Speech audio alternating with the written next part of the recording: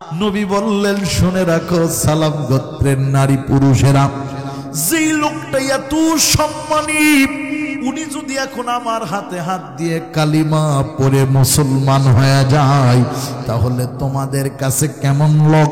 তখন সাথে সাথে লোকেরা বলে উঠল, ওনার মতো মূর্খ পৃথিবীতে নাই, ওনার মতো অজ্ঞ পৃথিবীতে নাই, ওনার মতো খারাপ মানুষ পৃথিবীতে নাই। এতদিন যারা সম্মান করেছি তারে পা দিয়ে লাথি মারি, ঝাড়ু পিটা করি। এত বিশ্রী বিশ্রী কথা বলা হলো। আল্লাহ নবী ডাক দিয়ে বলে, সালাম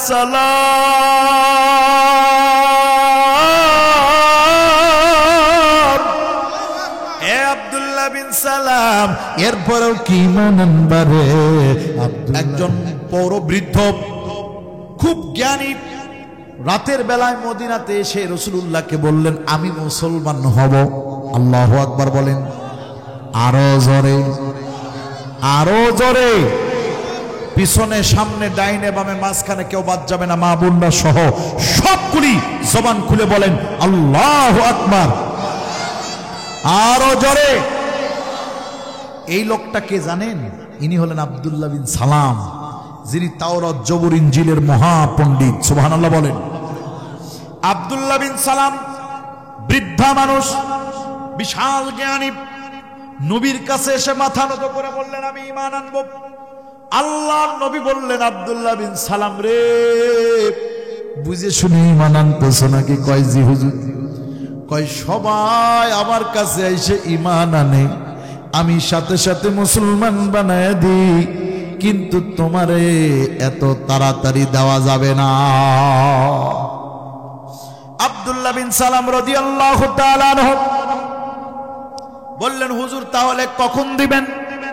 নবীজি বললেন, তোমার গোত্রের কাছে যেতে হবে, গোত্রের লোকদের কাছে তোমার সম্পর্কে কথা শুনবো। মনে রেখো রে আব্দুল্লাহ বিন সালাম, তুমি যদি গোত্রের কাছে যাও, তোমার লোকেরা যদি তোমার বিপক্ষে যায়, তুমি কি ঈমান আনবা না ঈমান ছাড়বা? আব্দুল্লাহ বিন সালাম বলে, লোকেরা কি করলো না করলো ওটা দেখার বিষয় না, আমি আব্দুল্লাহ বিন সালাম কোরআন তাওরাত জবুর ইনজিল পড়েছি, আল্লাহর কিতাব। আপনার চরিত্রের সাথে, আপনার চেহারার সাথে, আপনার অঙ্গ প্রত্যঙ্গের সাথে, আপনার সব কিছুর সাথে ওই কিতাবের বর্ণনা মিলে গেছে, আমি ঈমান আনবই আনব। এক পর্যায়ে রাসূলুল্লাহ আব্দুল্লাহ বিন সালামকে নিয়ে চলে গেলেন সালাম গোত্রে। এবার আমিও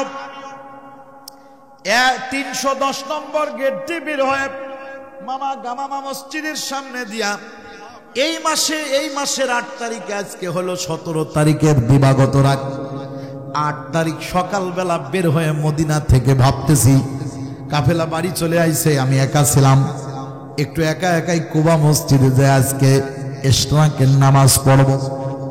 কুবা মসজিদে হেঁটে হেঁটে যাচ্ছি, যাইতে সালাম গোত্র বাম পাশে পড়ল। মনে পড়ে গেল সেই ঘটনাটা, আব্দুল্লাহ বিন সালামের ঘটনা। নবীজির সাথে করে আব্দুল্লাহ বিন সালাম নবীজি নিয়ে বললেন, চলো তোমার গোত্রের কাছে যাই। গোত্রের কাছে আসলেন, লোকদেরকে ডেকে বললেন, ও লোকেরা, তোমরা সবাই উপস্থিত হয়েছো? বলে হ্যাঁ। নারী পুরুষ ছোট বড় সব লোক উপস্থিত। নবী আর আব্দুল্লাহ বিন সালাম একটা ছোট্ট টিলার উপরে উঁচু জায়গায় দাঁড়াইছে, যাতে করে সবাই দেখতে পায়।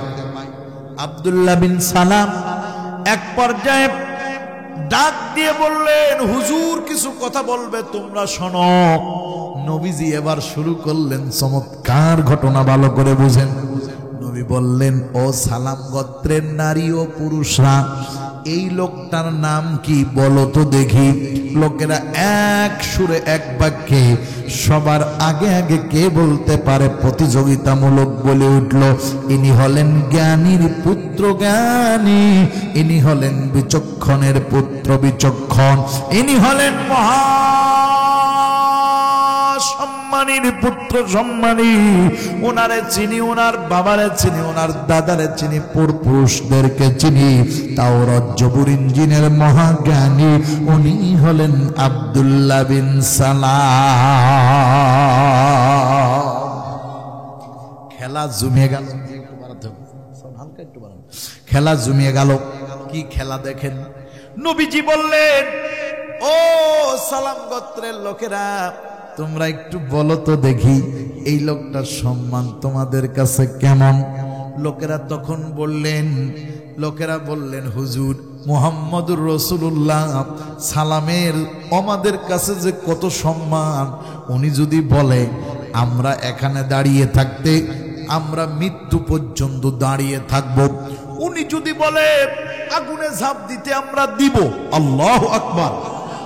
দেখেন খেলা, নবীজির সামনে বলতেছে আব্দুল্লাহ বিন সালাম যদি বলে এই সমাজ ছেড়ে দিয়ে আমরা অন্য এলাকায় চলে যাব, তাও যাব। নবী বললেন এত ভালোবাসো? কয় জি। এবার একই মজলিসে দাঁড়ায়া নবী বললেন, শুনে রাখো সালাম গোত্রের নারী পুরুষেরা, যেই লোকটা এত সম্মানী, উনি যদি এখন আমার হাতে হাত দিয়ে কালিমা পড়ে মুসলমান হয়ে যায়, তাহলে তোমাদের কাছে কেমন লোক?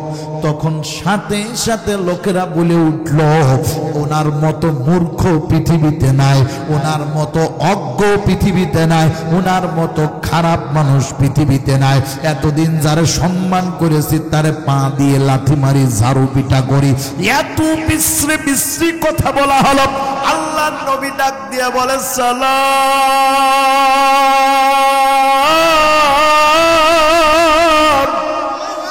এ আব্দুল্লাহ বিন সালাম।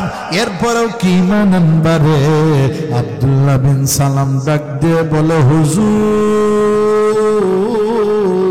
আপনি যে কি পরীক্ষা নিয়েছেন আমি বুঝে ফেলেছি। এটা আমার গোত্রের লোকেরা যতই বলুক আমি খারাপ, আমার পিতা খারাপ, আমার পুরুষরা খারাপ, একটু আগে তারা আমার প্রশংসা করেছে। হুজুর আমি আমার গোত্রের চিন্তা করি না,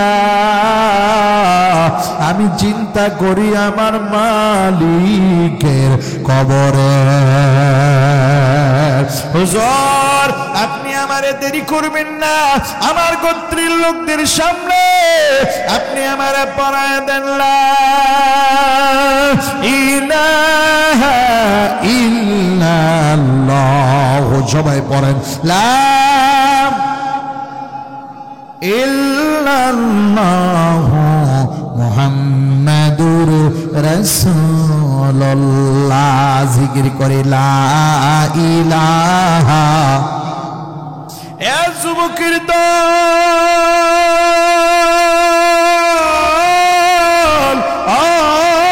দাড়ি পাকা দাড়ি কাঁচা বাজান, এ কলিজার টুকরা বাজানের দল, মনটারে একটু সতেজ করে রসুলের কথাগুলি শুনবেন।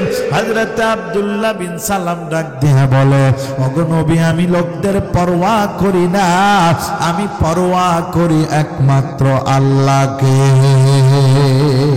আল্লাহকে যে ভাইতে চাই, আল্লাহকে যে পাইতে চাই, হাজরতকে ভালোবেসে। মুসলমান ভাইরা আমার, আব্দুল্লাহ বিন সালাম সাথে সাথে ঈমান আনলেন। সুবহানাল্লাহ বলেন। গোত্রের লোকেরা তার থেকে মুখ ফিরায় চলে গেল।